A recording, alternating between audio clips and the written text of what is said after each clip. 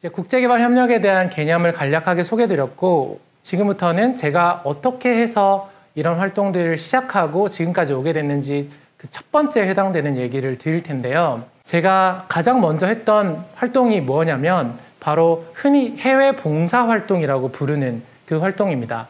그런데 저는 이제 해외 봉사 활동이라는 말 대신에 국제 자원 활동이라는 표현을 더 선호하는데요. 그것과 관련해서 이런 책이 있습니다. 유네스코 한국위원회에서 나온 자원활동은 자원봉사가 아니다. 해외 봉사활동 대신에 국제자원활동이라는 표현을 쓰는 이유는 이것이 국제개발협력에서 설명드렸던 것처럼 일방적인 봉사 또 해외에서만 일어나는 것이 아니라 우리가 발을 딛고 있는 어떤 곳에서나 국제적인 이슈에 대해서 내가 자발적으로 자원해서 하는 활동이라면 다 그게 국제자원활동의 범주에 들어갈 수 있기 때문입니다. 네, 저는 제일 처음에 NGO 봉사단을 통해서 파견이 되게 됐습니다. 제가 처음 갔던 나라는 어디냐면요, 바로 동아프리카에 위치한 탄자니아입니다. 굉장히 국기 색깔이 이쁘죠. 이 NGO 봉사단은 1년간 파견되는 프로그램인데요. 각 NGO에 소속이 돼서 다양한 분야로 활동을 하게 됩니다. 저는 굿네이버스라는 NGO를 통해서 직업훈련학교 담당하는 단원으로 파견이 되게 됐어요. 제가 갔던 곳은 탄자니아의 수도인 다레살렘이라는 도시였습니다. 네, 그럼 어떻게 이 NGO 봉사단에 지원할 수 있는지 좀 궁금하실 것 같아요. 매년 각 국제개발 협력을 하는 NGO의 홈페이지에 이 NGO 봉사단 채용 공고가 올라오게 됩니다.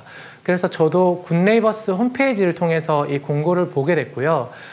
많은 인턴십이나 자원활동 선발하는 과정과 유사하게 지원 동기와 이력서를 제출했고, 이후에 서류 평가를 통해서 합격한 사람을 대상으로 하는 면접을 통해서 별도의 시험은 없이 합격을 해서 이제 가게 되었습니다. 합격하면 이제 바로 가게 되는 것이 아니고 국내에서 여러 가지 이제 훈련 과정을 거쳐서 파견되게 됩니다. 면접 당시에 인상 깊었던 질문 중에 하나는 이런 질문이었었어요. 만약에 탄자니아로 파견되었는데 원래 계획했던 또는 담당했던 일과 다른 일을 하게 된다면 그래도 잘할 수 있겠냐는 그런 질문이었습니다. 여러분 아마 합격을 위해서는 이 질문에서 당연히 네, 할 수 있습니다. 뭐 어떤 일이 주어져도 열심히 하겠습니다.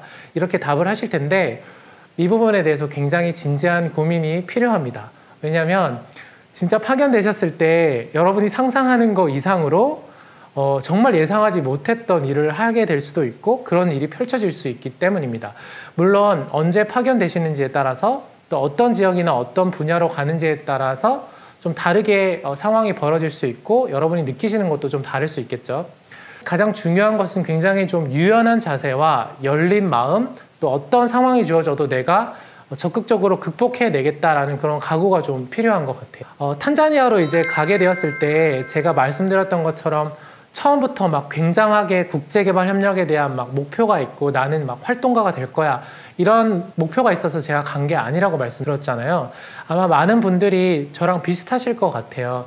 그런데 여기서 좀 말씀드리고 싶은 포인트는 그럼에도 불구하고 내가 왜 굳이 현장에 가서 자원활동을 하고자 하는지, 그 동기에 대한 조금 더 깊은 고민이 필요하다는 것입니다. 왜냐하면 많은 경우는 진짜 내가 왜 여기를 가고 싶은지에 대해서 잘 모르고 또 가시는 경우도 많으세요. 그런 경우에 제가 봤던 여러 케이스들 중에 하나는 파견이 되시고 난 후에 적응을 못 하시는 거예요. 몸은 이미 현장에 있는 국가로 오셨지만 마음과 정신은 아직 한국에 머물러 있으셔서 계속 집중도 되지 않고 주의가 산만하고, 그래서 때로는 뭐 구설수에 오르거나 사고를 겪게 되는 그런 경우도 있습니다.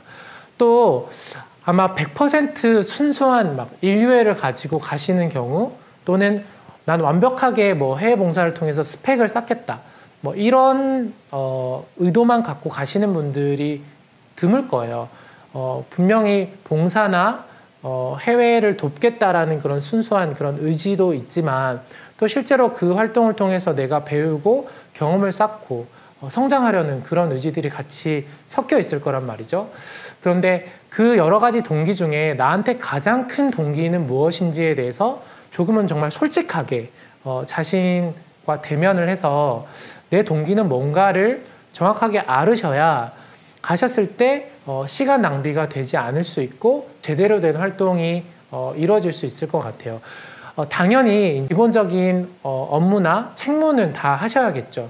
그렇지만 이 현장에 있는 환경은 한국과 같이 뭐 9시부터 6시까지 출퇴근을 하거나 그런 또 정확하게 정해진 환경이 아닐 수도 있기 때문에 또 많이 고민하셔야 되는 부분은 여가 시간이나 주말을 어떻게 활용할 것인가에 대한 부분들도 필요하겠습니다. 한국처럼 주말에 자유롭게 이동이 가능하거나 여러 가지 다양하게 누릴 수 있는 문화 여가 생활이 여의치 않을 수도 있거든요. 최근에는 안타깝게도 이런 국제자원활동이나 해외봉사 프로그램에 모집이 좀 잘 안 되고 있다는 소식을 들었습니다. 아마 거기에는 여러 가지 이유가 있을 것 같아요. 저는 개인적으로 이 1년간의 프로그램을 통해서 너무나 많은 것들을 배웠고 제 인생을 정말 바꾸는 그런 계기가 됐기 때문에 자신의 동기가 무엇인지를 한번 솔직하게 파악을 하신 다음에 도전해 보시는 걸 저는 너무너무 강력하게 추천을 드립니다. 근데 다만 지원할 때 이런 경우는 굉장히 조심하셔야 돼요. 첫 번째로 해외 도피성으로 가시는 경우는 위험합니다.